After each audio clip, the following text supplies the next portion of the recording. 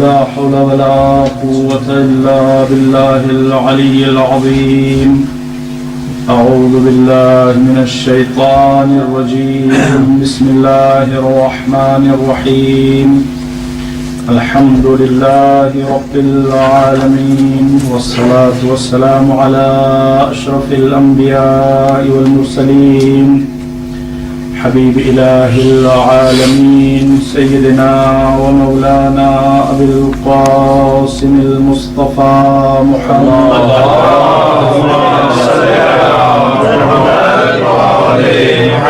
وعلى أهل بيته الطيبين الطاهرين المعصومين المظلومين، ولعنة الله على أعدائهم أجمعين. أما بعد، فقد قال الله الحكيم في الذكر الكريم: أعوذ بالله من الشيطان الرجيم. يا أيها الذين آمنوا اتقوا الله وكونوا مع الصادقين. صلوات. اللهم صل على محمد وآل محمد. سب سے پہلے تو میں آپ کی خدمت میں یہ اعلان کر دوں کہ انشاءاللہ اس مرتبہ یہ جو مجالس ہوں گی، انشاءاللہ آج کی مجلس کو لے کے 12 مجالس، ان کا ٹاپک ہوگا سیرت معصومین علیہ السلام. اور ہم کوشش یہ کریں گے کہ ہر مجلس میں انگلش سیکشن میں بھی اور اردو سیکشن میں بھی ایک معصوم کا تذکرہ کریں، ان کی لائف کو سمجھنے کی کوشش کریں، اور ساتھ ہی ساتھ ان کے در سے ملنے والی خیرات کو اپنے لیے ذخیرہ دنیا بھی بنائیں اور ذخیرہ آخرت بھی بنائیں. پر محمد و آل محمد بلندتر صلوات. اللہم صلی علی محمد و آل محمد. ظاہر ہے جو معصومین علیہ السلام ان کی تعداد ہے 14، لیکن مجالس کی تعداد ہے 12. تو اس لیے ہم 12 اماموں پر فوکس کریں گے، 12 اماموں پر فوکس کریں گے. وہ 12 امام جن کے سلسلے میں حضور کریم نے بار بار مسلمانوں کو متوجہ کیا، اور 200 سے زیادہ حدیثیں آج تک کتابوں میں موجود ہیں، اور ان 200 سے زیادہ حدیثوں کو نقل کرنے والے 34 کمپینینز ہیں، جنہوں نے واضح طور پر حضور کریم کی اس حدیث کو کوٹ کیا ہے، نریٹ کیا ہے. اور وہ حدیث یہ ہے کہ حضور کریم نے فرمایا کہ میرے بعد 12 جانشین ہوں گے. لا یزال الدین عزیزا، لا یزال الاسلام عزیزا، اسلام باعزت رہے گا میرے ان 12 جانشینوں کے ذریعے سے. ماشاءاللہ. دیکھیں، اب یہ ہماری ذمہ داری بھی بنتی ہے کہ ان 12 جانشینوں کو اپنے اعتبار سے پہچانیں، اور پہچاننے کے بعد ان سے محبت کریں، اور محبت کے ساتھ ساتھ ان کی اطاعت کریں. لیکن جو ائمہ اہل بیت علیہ السلام ہیں، ان کے سلسلے میں ہماری 3 میجر ریسپانسبلٹیز ہیں جو قرآن و حدیث کے ذریعے سے ثابت ہیں. ان کی معرفت، ریکگنیشن، اور اس کے بعد میں ان سے محبت، لو، اور 3rd نمبر پر ان کی اطاعت، ان کو فالو کرنا. یہ ہماری 3 ذمہ داریاں ہیں، اور ان تینوں کے حوالے سے میں ایک ایک جملہ عرض کر دوں تاکہ آپ کے لیے مسئلہ بالکل کلیئر ہو جائے. جہاں تک بات معرفت کی ہے، تو ان 12 اماموں کو اگر نہ پہچانا گیا تو وہ کیا ہوگا، وہ آپ میری زبان سے نہیں، حضور کے الفاظ میں سنیے. حضور کریم فرماتے ہیں: من مات ولم یعرف امام زمانہ مات میتۃ جاہلیہ. اگر کوئی شخص مر جائے اور اپنے زمانے کے امام کو نہ پہچانے تو اس کی موت جاہلیت کی موت ہے.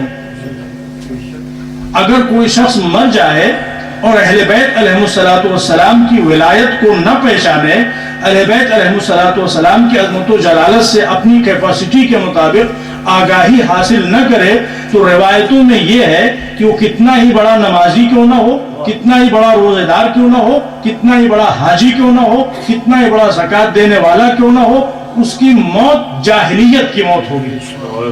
تو اس لیے ان شخصیتوں کا پہچاننا ہمارے اوپر فرض ہے، اور دوسری ہماری ذمہ داری ہے ان سے مودت۔ اور جب آپ نے مودت کا لفظ سنا تو ناممکن ہے کہ آپ کا ذہن قرآن مجید کے اس حکم کی طرف نہ پہنچا ہو جس میں اللہ نے فرمایا ہے قُلْ لَا أَسْأَلُكُمْ عَلَيْهِ أَجْرًا إِلَّا الْمَوَدَّةَ فِي الْقُرْبَى۔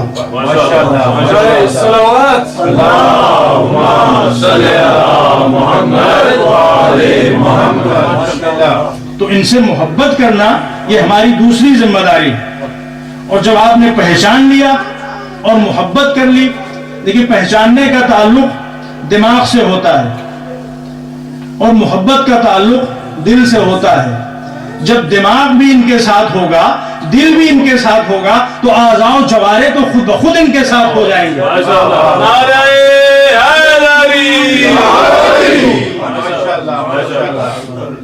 دماغ سے پہچاننے کا نام ہے معرفت، اور دل سے محبت کرنے کا نام ہے مودت، اور عمل سے ان کو فالو کرنے کا نام ہے اطاعت۔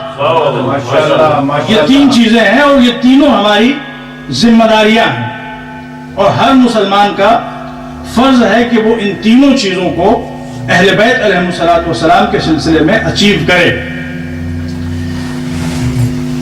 اب آئیے اس مسئلے کی طرف۔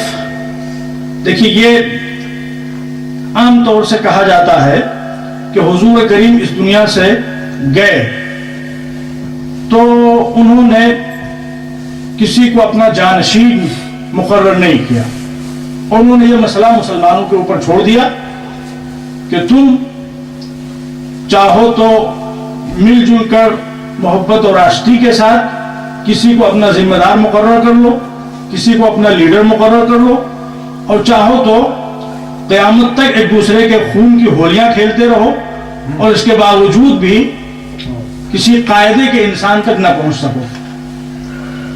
میں سمجھتا ہوں کہ یہ نظریہ رسول اللہ کی سب سے بڑی توہین ہے۔ اگر بات توہین رسالت کی ہو تو میں سمجھتا ہوں اس ویو پوائنٹ کو سب سے اوپر رکھا جانا چاہیے کہ رسول اللہ اس دنیا سے چلے گئے اور انہوں نے اپنے بعد امت کے نگہبان کے سلسلے میں، امت کے پاسبان کے سلسلے میں، امت کے امام کے سلسلے میں نہ سوچا، نہ غور و فکر کیا، اور نہ کسی کو اپوائنٹ کیا۔ میں سمجھتا ہوں کہ سب سے بڑی حضور کی توہین ہے۔ دیکھیں آپ کے گھر میں ایک مثال کے طور پر فرض کر لیجیے کہ آپ کے گھر میں ایک بلی ہو اور اس کو آپ ایز اے پیٹ اپنے گھر میں رکھے ہوئے ہوں۔ آپ 4 دنوں کے لیے، 5 دنوں کے لیے کہیں جانا چاہیں، اگر آپ اس بلی کو بغیر کسی کے سپرد کیے ہوئے چلے جائیں اور کسی کو اپوائنٹ کیے بغیر چلے جائیں کہ اس کا خیال رکھنا، اور 4 دن 5 دن کے بعد آپ واپس آئیں اور وہ بلی بھوک اور پیاس سے مر جائے، تو پوری دنیا جتنے آپ کے جاننے والے ہوں گے سب آپ کو کرول کہیں گے، سب آپ کو ظالم کہیں گے، اور اگر اینیمل رائٹس والوں کو پتا چل گیا تو ہو سکتا ہے کہ آپ کے اوپر فائن بھی کر دیں گے۔ تو صورتحال یہ ہے کہ ایک بلی کو بھی انسان، ایک کیٹ کو بھی انسان بغیر کسی کی ذمہ داری میں دیے ہوئے نہیں چھوڑتا۔ تو جب یہ عام انسانوں کا مزاج ہے تو وہ کہ جو رحمت للعالمین تھا، جس کے بارے میں اللہ نے فرمایا ہے کہ آپ کو اس امت کی اتنی فکر ہے کہ ہمیں تو ہر وقت خطرہ لگا رہتا کہ ایسا نہ ہو کہ آپ اپنے آپ کو اس امت کے چکر میں موت کے گھاٹ اتار دیں۔ وہ رسول کی جو انسانوں سے اتنی محبت کرتا تھا، اپنی امت سے اتنا پیار کرتا تھا کہ جب کسی گمراہ کو دیکھتے تھے تو آنکھوں سے اشکوں کا سیلاب مڑنے لگتا تھا۔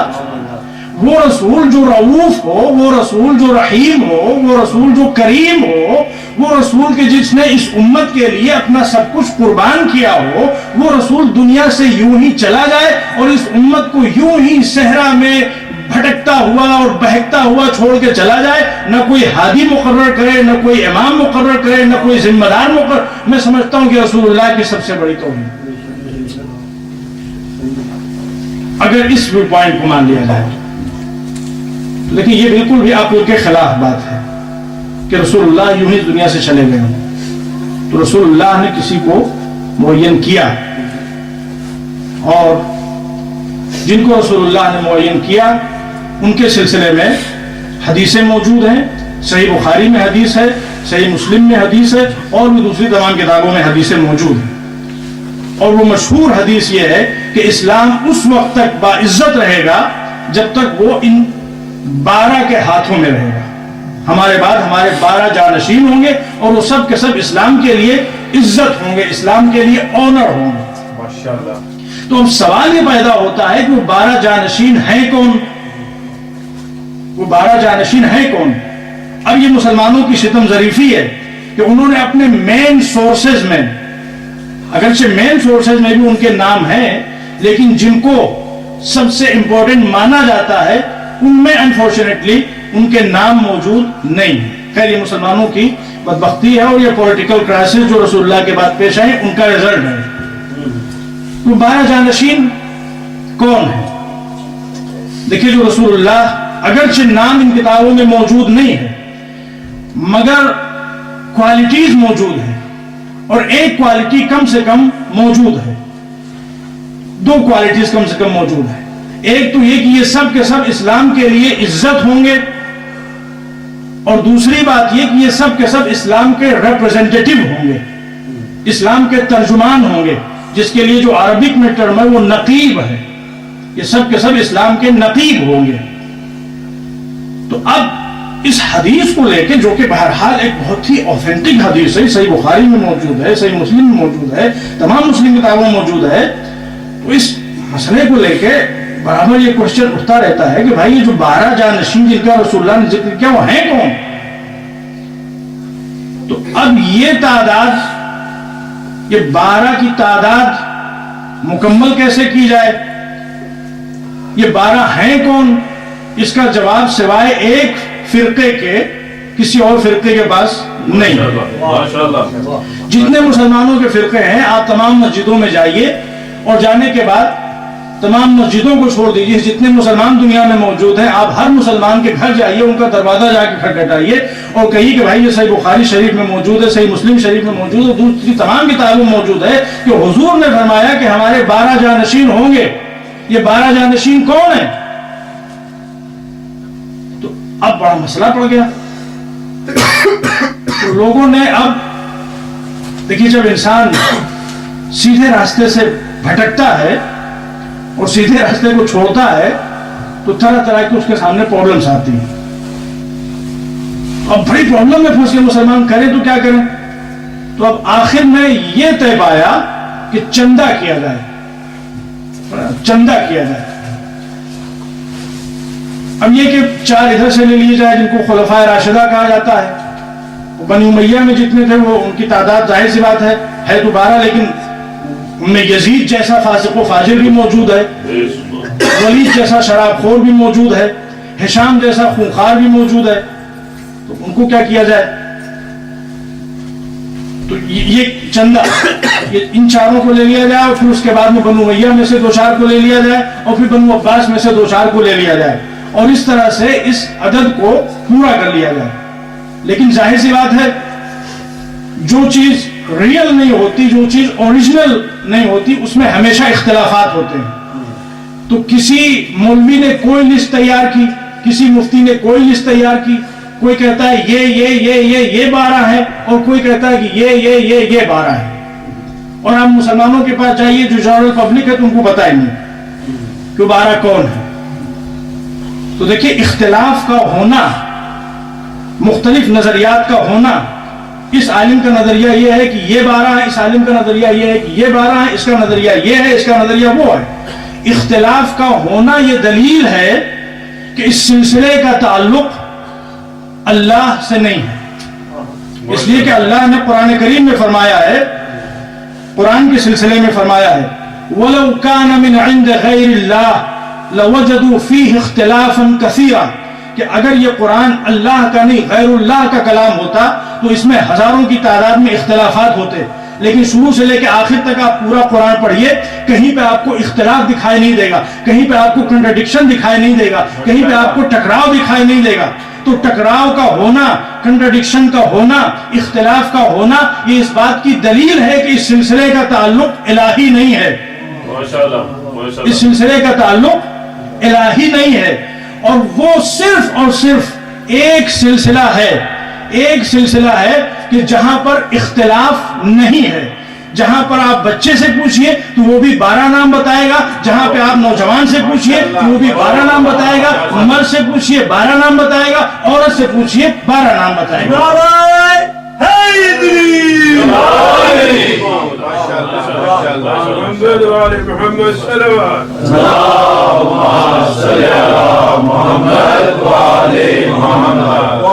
اور دوسری بات یہ کہ وہ جو 12 کی لسٹ بنائی جاتی ہے، خود ان میں آپس میں بڑا کنٹرڈکشن ہے۔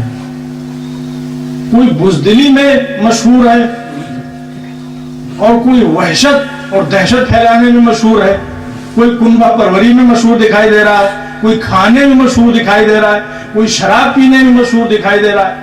نہ ان کے کردار میں یگانگت دکھائی دے گی، نہ ان کے عادات و اطوار میں یکسانیت دکھائی دے گی۔ وہ جو 12 کی لسٹ بنائی جاتی ہے، کوئی ادھر جا رہا ہے، کوئی ادھر جا رہا ہے، کوئی یہ کہہ رہا ہے، کوئی وہ کہہ رہا ہے، کوئی یہ کر رہا ہے، کوئی وہ کر رہا ہے، یہ ان 12 کا مزاج ہوتا ہے۔ لیکن ہمارے ہاں جو 12 ہیں، ہمارے ہاں جو 12 ہیں، ان کی صورتحال کیا ہے؟ دیکھیے اللہ کے جو مبارک نام ہے ان میں سے ایک ہے بدیع۔ بدیع کا مطلب ہوتا ہے وہ کریٹر جو ہر چیز کو کریٹ کرے تو وہ کریشن یونیک ہو۔ اللہ بدیع ہے، اس کا مطلب یہ ہے کہ اس نے جتنی چیزوں کو پیدا کیا ہے یونیک پیدا کیا ہے۔ اب باقی چیزوں کو چھوڑ دیجئے، انسانوں کی مثال لے لیجئے۔ اس دنیا میں جب سے انسانیت کا سلسلہ شروع ہوا ہے، اس وقت سے آج تک کتنے انسان آ چکے ہوں گے؟ کسی کے پاس کوئی اعداد و شمار نہیں، بلین سے زیادہ آج آبادی ہے، اور نہ جانے کتنے انسان آ چکے اور جا چکے۔ بلینز کی تعداد میں انسان آئے اور گئے، مگر اللہ کی قدرت کا کرشمہ یہ ہے کہ فنگر پرنٹس کسی کے نہیں ملتے۔ یہ اللہ کی قدرت ہے۔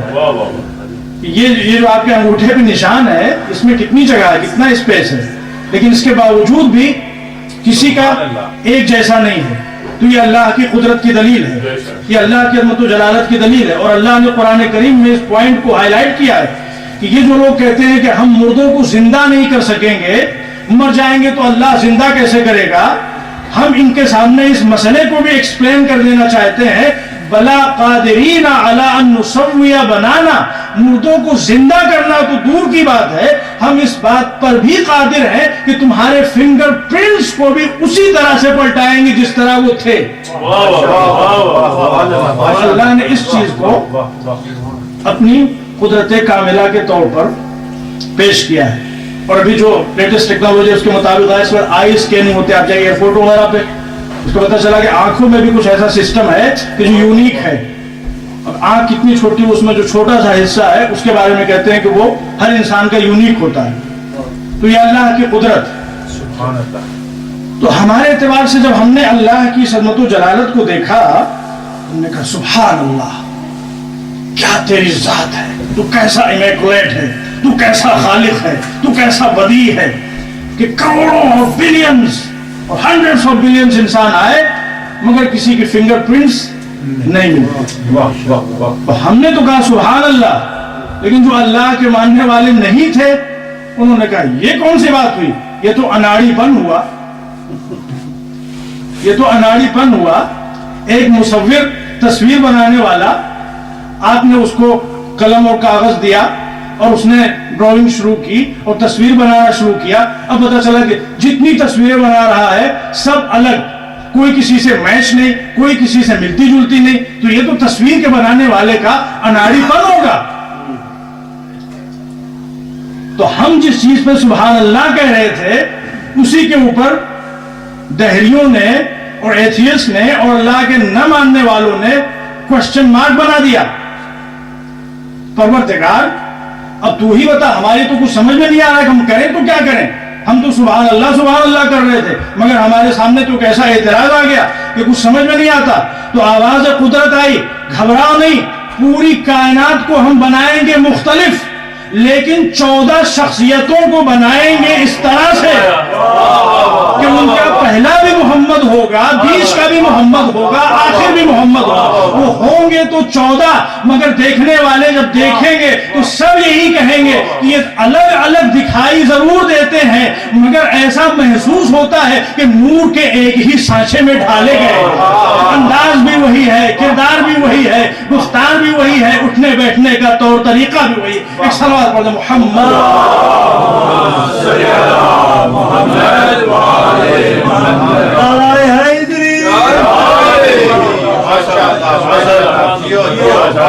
یہ جو 14 اللہ نے بھیجے یہ سب ایک تھے. ان کے ہاں دوگانگت نہیں دکھائی دے گی, یگانگت دکھائی دے گی, بالکل یکسانیت یکجہتی دکھائی دے گی. اور جہاں پہ یونٹی ہو, اتحاد. دیکھیں قرآن کریم, آپ دیکھیے قرآن کریم میں جب اللہ نے نور کا تذکرہ کیا ہے 50 مقامات پہ لفظ نور استعمال ہوا ہے.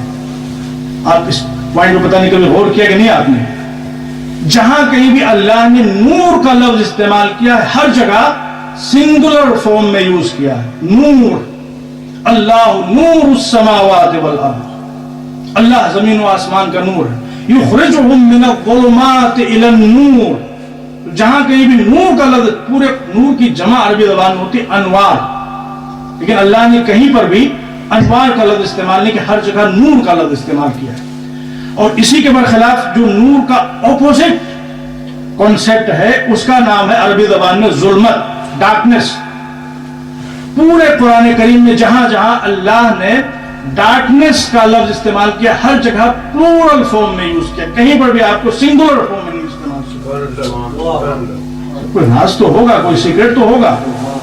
اللہ کہنا یہ چاہتا ہے کہ جہاں پر بات نورانیت کی ہوگی, جہاں پر بات حقانیت کی ہوگی, نور قرآن کریم میں سمبل کے طور پہ استعمال ہوا ہے حق کے لیے. حق ایک سے زیادہ کبھی نہیں ہو سکتا. جہاں بات حق کی ہوگی, جہاں بات نور کی ہوگی, وہاں ہمیشہ یگانگت ہوگی, وہاں ہمیشہ یونٹی ہوگی, وہاں ہمیشہ یکجہتی ہوگی. لیکن جہاں بات اندھیروں کی ہوگی, جہاں بات گمراہیوں کی ہوگی, تو گمراہیاں مختلف قسموں کی ہوتی ہیں. کفر کی گمراہی ہوتی ہے, شرک کی گمراہی ہوتی ہے, نفاق کی گمراہی ہوتی ہے, بغض و حسد کی گمراہی ہوتی ہے. گمراہیوں کی ہزاروں قسمیں ہو سکتی ہیں, لیکن ہدایت کی صرف اور صرف ایک قسم ہوگی. اس ایک قسم کا نام ہے نور برحق. اور اس نور کو اللہ نے جب دو حصوں میں کیا تو ایک کا نام محمد رکھا اور دوسرے کا نام علی. چمن چمن کلی کلی علی علی علی علی, نگر نگر گلی گلی علی علی علی علی, نعرہ حیدری حیدری, بر محمد والے محمد بلندتر صلوات.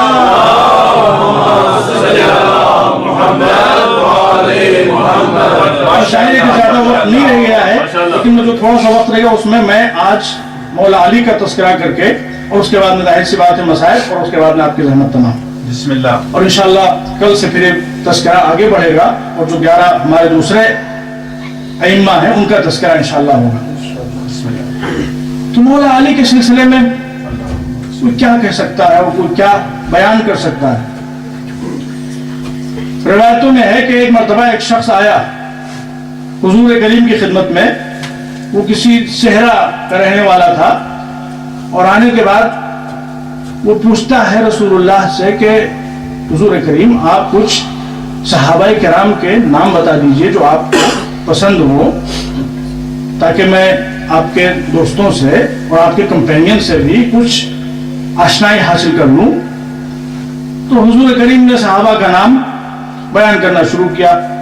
इन सहाबी का तस्करा किया, दूसरे सहाबी का तस्करा किया, सलमान का तस्करा किया, अबू बकर का तस्करा किया, मिक़दाद अम्मार का तस्करा किया। रसूलुल्लाह तस्करा करते रहे। थोड़ी देर के बाद वो खुद ही मुड़ता है रसूलुल्लाह की तरफ और कहता है कि या रसूलल्लाह, आपने सबका तस्करा किया, अली का तस्करा नहीं किया। तो हुजूर ने कहा, भाई तूने मुझसे मेरे कंपेनियंस के बारे में सवाल किया था, अली मेरे कंपेनियन नहीं, Ali is my own soul, Ali तो मेरी जात का नाम है। तूने मुझसे मेरी जात के बारे में नहीं, कंपेनियंस के बारे में सवाल किया। जब मौला अली का तस्करा हो तो जाहिर सी बात है मौला अली के सिलसिले में कोई क्या कह सकता है। रसूलुल्लाह की जात जिसे अल्लाह ने नफ्स से नबी कहा है, उसके बारे में कोई क्या बयान कर सकता है। अली की विलादत काबा, सुभान अल्लाह। अगर इस पूरी कायनात में बेहतरीन जगह देखी जाए तो उस बेहतरीन जगह का नाम क्या है? काबा। और अली की शहादत कहाँ हुई, किस महीने में हुई? इस जमीन के ऊपर बेहतरीन जगहों को अगर आप तलाश कीजिए तो मस्जिद कहा जाएगा। और इन तमाम महीनों में जो बेहतरीन महीना है उसको क्या कहा जाएगा? रमज़ानुल मुबारक। और इस रमज़ानुल मुबारक में जो बेहतरीन नाइट है उसको क्या कहा जाएगा? लैलतुल क़द्र। तो अली की शहादत कब हुई है? और उस बेहतरीन नाइट में जो बेहतरीन वक्त है वो कौन सा वक्त है? फज्र। और फज्र के वक्त जो बेहतरीन अमल तसव्वुर किया जा सकता है वो क्या है? नमाज। और नमाज में जो बेहतरीन पोजीशन तसव्वुर की जा सकती है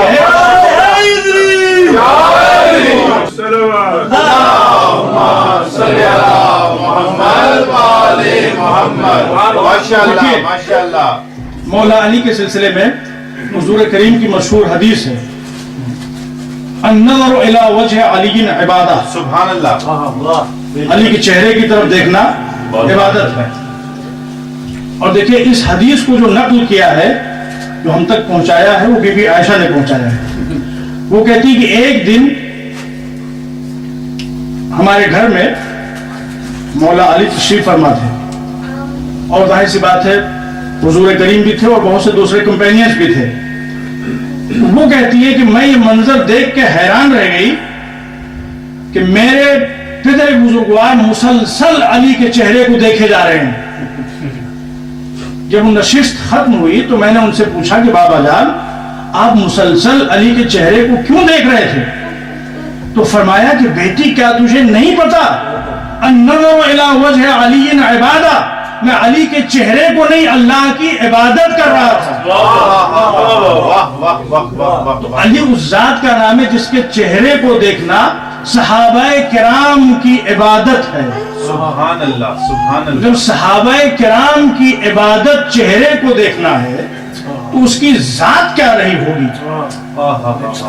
और जाहिर सी बात है कि रसूलुल्लाह, हमारा लाखों सलाम हुजूर करीम पर, उन्होंने सब कुछ सोचा और क़यामत तक का इंतजाम किया। अल्लाह के रसूल जानते थे कि अली हमेशा इस दुनिया में नहीं रहेंगे, हर इंसान को मरना है सिवाय अल्लाह की जात के। तो अल्लाह के रसूल, जब अली इस दुनिया में नहीं रहेंगे तो इस इबादत का सवाब बाद की नस्लों को कैसे हासिल होगा? तो हुजूर ने फरमाया उसका इंतजाम मैं किए देता हूं, नो प्रॉब्लम। जिक्र अली इन इबादा, जो अली को देख नहीं सकते अली का जिक्र करेंगे तो इबादत होगी। अली की बादशाही है, अली इसमें इलाही है, हर मेज़ान में तोला, जुबां के साथ दिल बोला। अली मौला, अली मौला, मेरा मौला, मेरा मौला, अली मौला, अली मौला, ज़मीन बोली, फलक बोला, अली मौला, अली मौला, नबी बोला, वसी मेरा, अली मौला, अली मौला।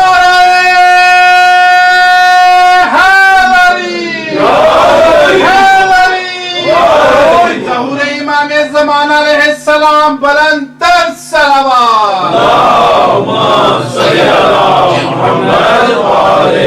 اللہ کے رسول اس کا انتظام تو آپ نے فرما دیا، لیکن زمانہ بڑا خراب ہوگا، صورتحال بڑی نازک ہوگی، ایسے حالات بھی کبھی کبھی فراہم کر دیے جائیں گے، ایسے حالات بھی کریٹ کر دیے جائیں گے کہ جب علی کا تذکرہ کرنا پاسبل نہیں ہوگا، زبانیں کاٹی جائیں گی، تو ہر انسان بھی سمیت مار تو نہیں ہو سکتا۔ علی کی تذکرہ کرنے پہ گھروں کو جلایا جائے گا، بچوں کے گلے کاٹے جائیں گے۔ اللہ کے رسول ہمیشہ اور ہر حالت میں تذکرہ علی نہیں ہو سکتا، تو کہا گھبرانے کی ضرورت نہیں، اس کا بھی انتظام۔ حب علی عبادہ، علی کی محبت بھی عبادت ہے، اپنے دل کو علی کی محبت سے سجا لو، زندگی کا ایک ایک لمحہ عبادت پروردگار میں گزرتا رہے گا۔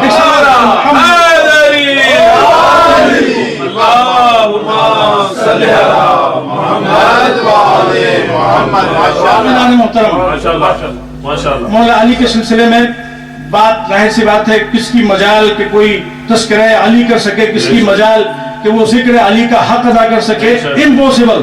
پوری زندگی انسان ذکر علی کرتا رہے، ناممکن۔ جب حضور نے فرما دیا کہ اگر پوری کائنات کاغذ بن جائے اور تمام جن و انس مل کے علی کے فضائل کو لکھنا چاہے، تمام دریا روشنائی بن جائے، تب بھی علی کے فضائل و کمالات کا احسان نہیں کر سکتے، تو ایک مجلس میں اور 10 مجلس میں اور 100 مجلسوں میں علی کے فضائل و کمالات کو کما حق بیان نہیں کیا جا سکتا۔ بات کو سمیٹتے ہوئے میں آپ کے سامنے یہ عرض کر رہا ہوں کہ دیکھیے، اللہ نے قرآن کریم میں 3 آیتوں میں فضیلت کے اسٹینڈرڈ اور کرائیٹیریا کو معین کیا ہے۔ 3 کوالٹیز قرآن میں ایسی اللہ نے بیان کی ہیں جو فضیلت کا معیار ہے۔ ایک ہے علم، اللہ نے فرمایا لا هل يستوي الذين يعلمون والذين لا يعلمون، عالم اور جاہل برابر نہیں ہو سکتے، کم علم اور زیادہ علم والے برابر نہیں ہو سکتے، جس کے پاس جتنا علم ہوگا وہ اسی کے اعتبار سے افضل ہوگا۔ اور دوسرا معیار جو اللہ نے قرآن کریم میں بیان کیا، دیکھیے لوگ کہتے ہیں کہ قرآن سے دلیل دیجئے، قرآن سے دلیل دیجئے، تو یہ آپ آیتیں یاد کر لیجئے، اور جہاں کہیں بھی اس مسئلے میں بحث ہو آپ ان آیتوں کو پڑھ دیجئے، سارا مسئلہ حل ہو جائے گا۔ دوسری چیز جس کو اللہ نے معیار فضیلت قرار دیا ہے وہ ہے جہاد۔ اللہ نے فرمایا فضل اللہ المجاہدین علی القائدین درجہ، اللہ نے مجاہدوں کو غیر مجاہدوں کے اوپر فوقیت اور فضیلت عطا فرمائی ہے۔ اور تیسرا معیار فضیلت جو اللہ نے بیان کیا وہ ہے تقوی۔ ان اکرمکم عند اللہ اتقاکم، اللہ کے نزدیک سب سے بڑا وہ ہے جو سب سے زیادہ متقی ہو۔ آپ قرآن کے انہی تینوں کرائیٹیریا کو لے لیجئے، انہی تینوں اسٹینڈرڈز کو لے لیجئے، اور تمام مسلمانوں کو، تمام رسول اللہ کے ساتھیوں کو انہی تینوں کسوٹی کے اوپر تولتے جائیے، جو ہر میدان میں سب سے اوپر ہو اس کو اپنا لیجئے، سارا مسئلہ حل ہو جائے گا۔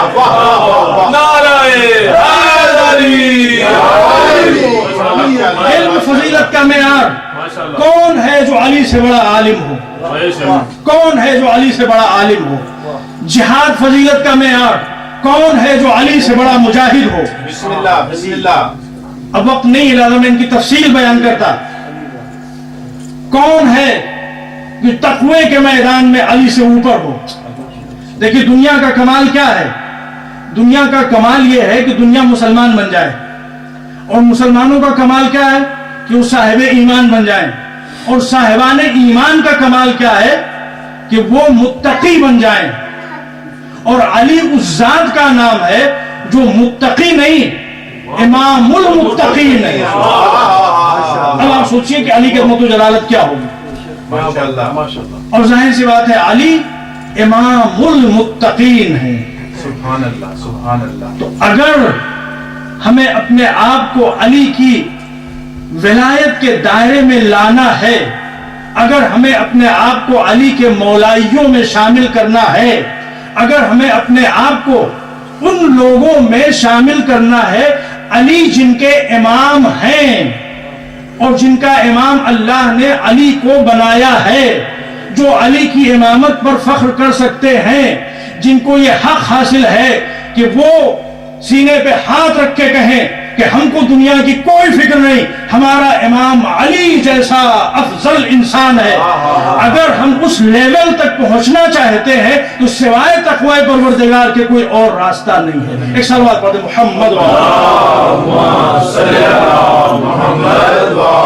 اس لیے کہ علی امام المتقین ہیں.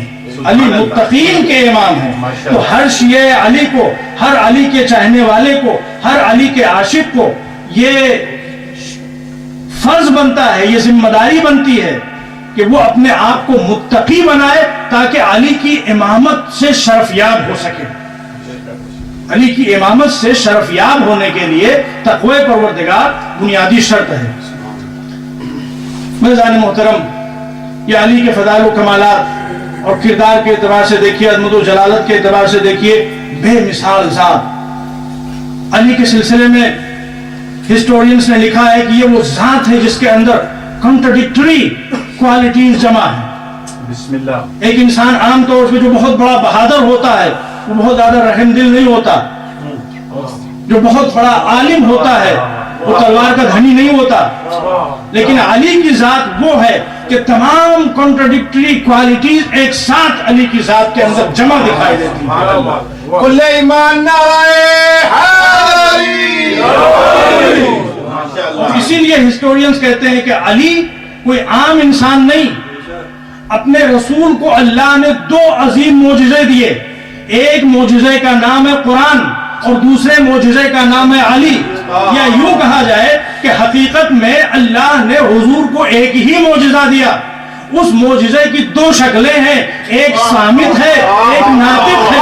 جب وہ شکل صامت ہوتی ہے تو قرآن کہا جاتا ہے، جب وہ شکل ناطق ہوتی ہے تو علی کہا جاتا ہے.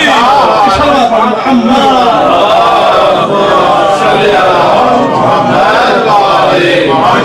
علی کی یتیم نوازی دیکھیے، علی کی غریب پروری دیکھیے. سبحان اللہ.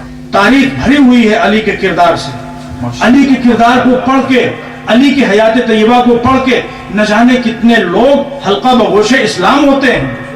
تو علی اس شخصیت کا نام ہے جو اسلام کی عزت ہے.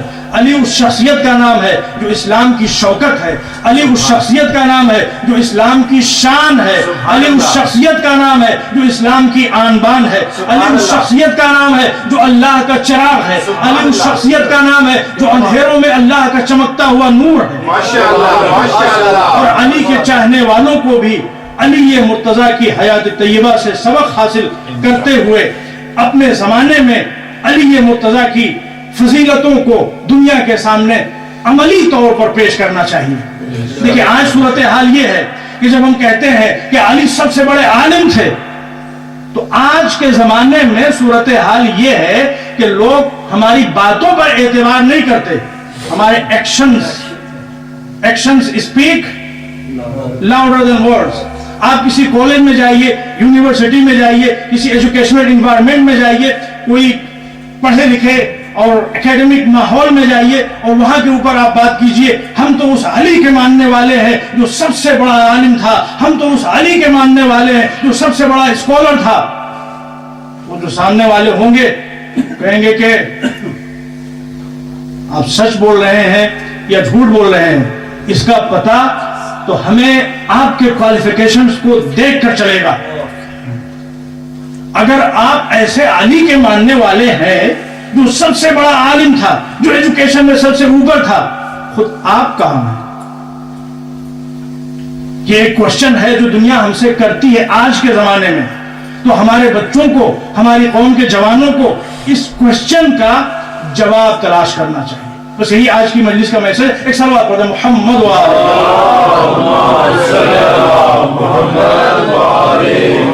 اگر آپ خالی نعرے لگاتے رہے یا علی کرتے رہے، یہ سب عبادت ہے، اس میں کوئی شک نہیں. دنیا کی نظر میں اس کی وہ ویلیو نہیں ہے جو عملی اعتبار سے پریکٹیکلی علی کے کردار کو اور علی کی شخصیت کو دنیا کے سامنے پیش کر دینے کی حیثیت ہے. تو ہر محب کی ذمہ داری ہے، ہر عاشق علی کا فرض ہے کہ وہ علی مرتضیٰ کے کردار کو عملی طور پر دنیا کے سامنے پیش کرے، علی کی عظمت و جلالت کو عملی طور پر دنیا کے سامنے پیش کرے. اور اپنے کردار کو اتنا اوپر اٹھا لے کہ جب لوگ ہم کو دیکھیں تو ہمیں کہنا نہ پڑے کہ ہم کس کے ماننے والے ہیں، ہم کو دیکھیں اور علی پہ درود و سلام بھیجیں. ایک صلوات پڑھیں محمد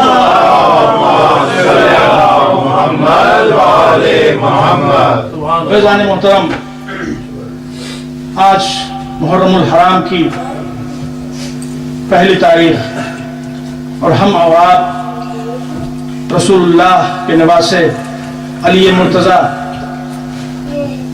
کی گود کے پالے حسین غریب کی شہادت منانے کے لیے، غم منانے کے لیے، یاد منانے کے لیے اس مقام پر جمع ہوئے ہیں. اور اگر آپ واقعہ کربلا پر غور کیجئے کہ جو کربلا کا واقعہ ہے ان بورڈر سینس، اس کے پہلے شہید کا نام ہے مسلم ابن عقیل. لہذا ہم آج کی مجلس میں حضرت مسلم کا تذکرہ بہت ہی مختصر طور پر آپ کے سامنے عرض کریں گے. عزیزان محترم، مسلم کی عظمت و جلالت کوئی کیا سمجھ سکتا ہے؟ یہ نام کے مسلم نہیں، حقیقت میں کام کے مسلم تھے. اور جب انسان کام کا مسلم ہوتا ہے تو حسین کہتے ہیں کہ میں اس کو بھیج رہا ہوں اپنا نمائندہ بنا کر کہ جو میرا بھروسے مند ہے، جو میرا بھائی ہے اور جس کی بات میری بات ہے. ان الفاظ کے ساتھ امام حسین علیہ السلام نے حضرت مسلم کو ایک خط دیا کوفے والوں کے نام، جو آلریڈی امام حسین کو 12,000 لیٹرز بھیج چکے تھے انویسٹیگیٹ کرنے کے لیے کوفے والوں کی سنسیریٹی اور کوفے والوں کی سچویشن. جناب مسلم اپنے 2 چھوٹے چھوٹے بچوں کو لیے ہوئے کوفے پہنچے، اور تاریخ کہتی ہے کہ کوفے پہنچنے کے بعد 18,000 کوفیوں نے جناب مسلم کے ہاتھ پہ بیعت کی، اور چاروں طرف مسلم مسلم حسین حسین کے نعرے تھے. جناب مسلم نے آقا حسین کو خط لکھ دیا کہ مولا آپ تشریف لائیے، کوفے کے حالات بالکل سازگار ہیں. ابھی تک کوفے کا گورنر نعمان تھا، لیکن جو بنو امیہ کے خیرخواہ تھے انہوں نے یزید کو صورتحال سے آگاہ کیا، تو یزید نے زیاد کو، عبید اللہ ابن زیاد کو کوفے کا گورنر بنا دیا. عبید اللہ ابن زیاد بڑا ہی ظالم و جابر تھا. کوفے میں آتے ہی کوفے کا ماحول بدل گیا.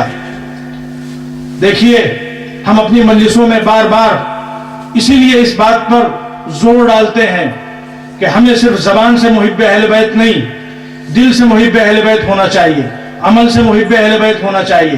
جب صرف زبانی محبت ہوتی ہے تو وہ بہت آسانی کے ساتھ بک جایا کرتی ہے، بہت آسانی کے ساتھ پھسل جایا کرتی ہے. لیکن جب معرفت کے ساتھ محبت ہوتی ہے، دل بھی ساتھ ہوتا ہے، عقل بھی ساتھ ہوتی ہے، اعضاء و جوارح بھی ساتھ ہوتے ہیں، تو کوئی حبیب بنتا ہے، کوئی مسلم ابن اوسجہ بنتا ہے، شہداء کربلا کی فہرست سامنے آتی ہے. لیکن جب زبانی محبت ہوتی ہے تو کوفے والوں کا کردار سامنے آتا ہے کہ زبان پر حسین حسین تھا، مگر جیسے ہی حالات بدلے وہ 180 ڈگری چینج ہو گئے. ابھی تک مسلم کے ہاتھ پہ بیعت تھی اور اچانک جناب مسلم کو دھوکہ دے دیا، دغا دے دیا، مسلم کا ساتھ چھوڑ دیا.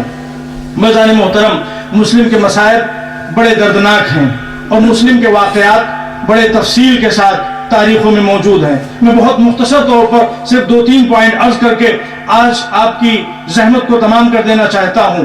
ارباب عذاب صورتحال یہ ہو گئی کہ جناب مسلم تنہا ہو گئے، اور تاریخ کہتی ہے کہ کوفے کی گلیوں میں شب کے سناٹے میں ادھر ادھر بھٹک رہا تھا حسین کا سفیر.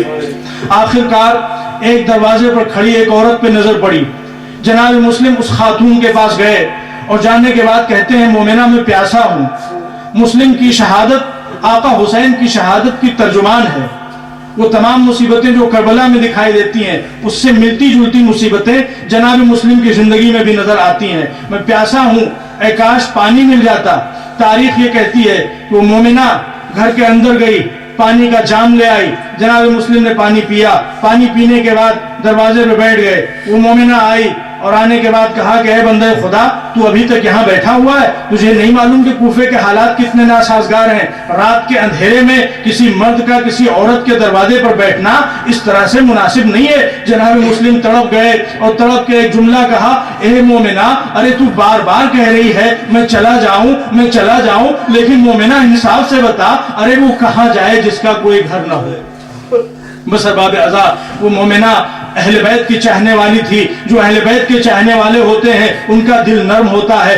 جیسے اس نے یہ سنا کہ اس کا کوئی گھر نہیں ہے, کہا اے بندے خدا تو کون ہے کہ اس پورے بھرے شہر میں تیرا کوئی گھر نہیں ہے, تیرا کوئی رشتہ دار نہیں ہے, تیرا کوئی جاننے والا نہیں ہے. کہا کہ اے مومنہ مختصر لفظوں میں یوں سمجھ لے کہ اگر تو نے مسلم ابن عقیل کا نام سنا ہو, صفیر حسینی کا نام سنا ہو, وہ میں ہی ہوں. بس ارباب ازا اس نے اپنا دروازہ کھولا, اے میرے سید و سردار آپ میرے گھر میں تشریف لے آئیے, یہ آپ کا گھر ہے, یہ میرا گھر نہیں ہے. بس ارباب ازا واقعات تفصیل ہے, میں بات کو مختصر اس طرح سے کر رہا ہوں کہ وہ وقت بھی آیا کہ جناب مسلم طوا کے گھر سے باہر آئے اور جنگ کا سلسلہ شروع ہوا. جناب مسلم اکیلے تھے, 1000 فوج تھی. اللہ کا یہ شیر, علی مرتضیٰ کا یہ لخت جگر مسلم ابن عقیل اس طرح سے مصروف جہاد تھا کہ وہ 1000 کا لشکر بھیڑوں اور بکریوں کے گلوں کی طرح سے بھٹک رہا تھا اور ادھر ادھر بھاگ رہا تھا,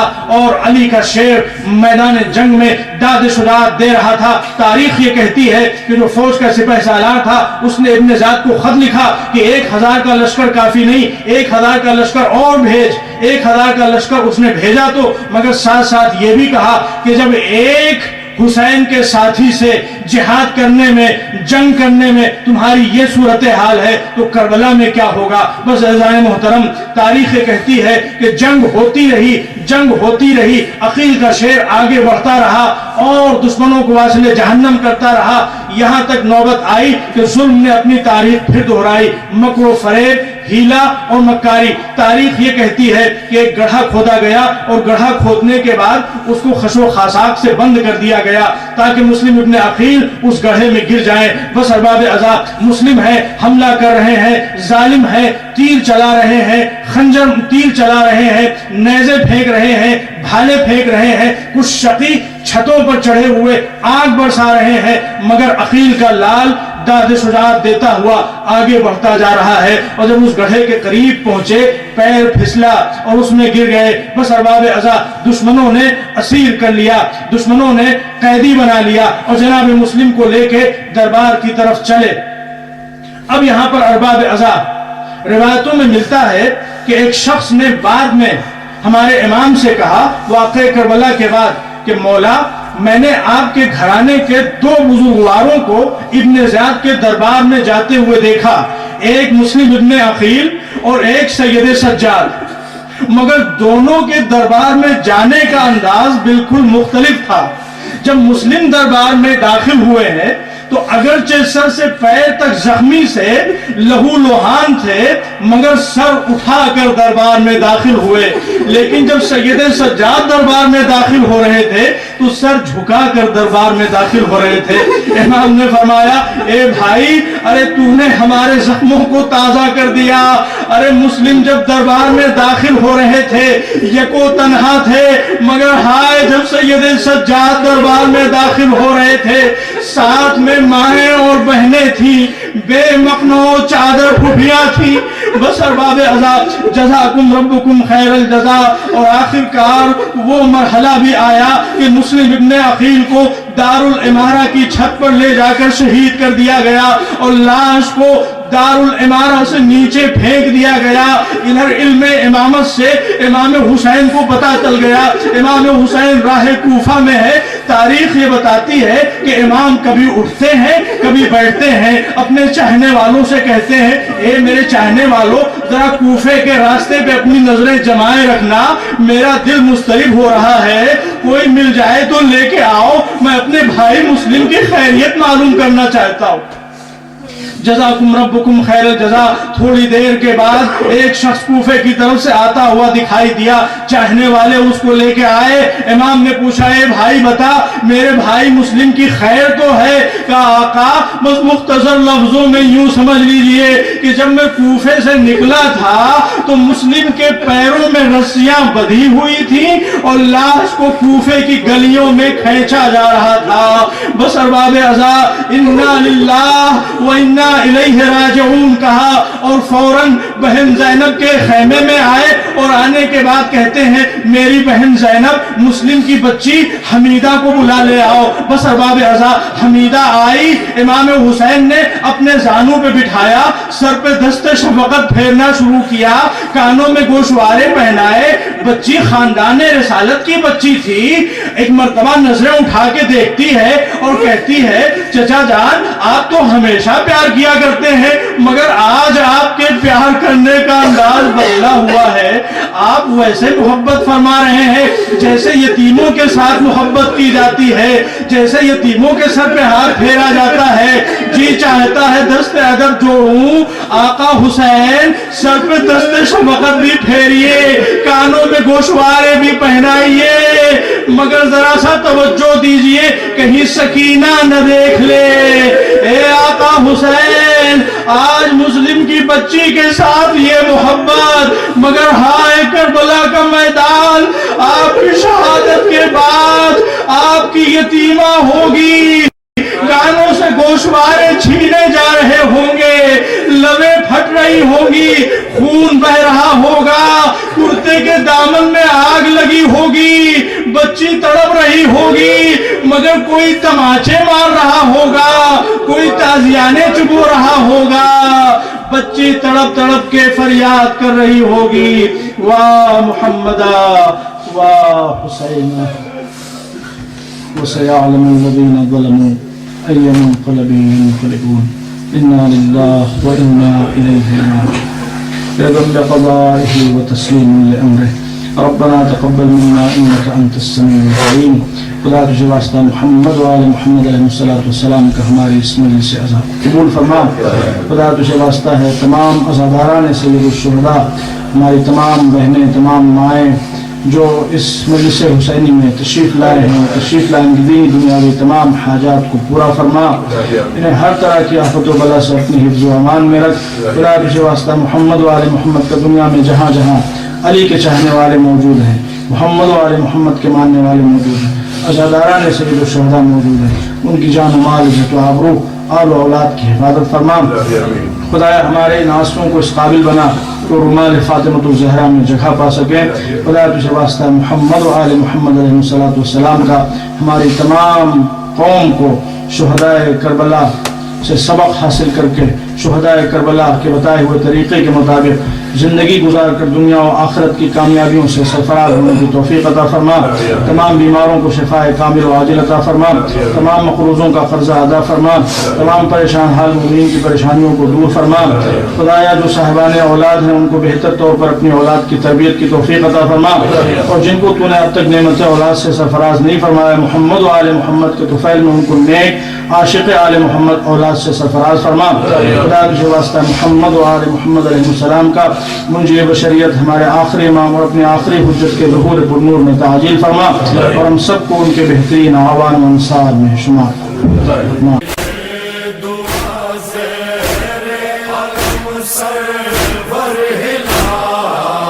کر رہے ہیں یہ دعا زیر علم سرور ہلال, اے خدا یہ غم بفیض پنجتن زندہ رہے. اے عزادار حسینی یہ چل زندہ رہے, خانے سجانے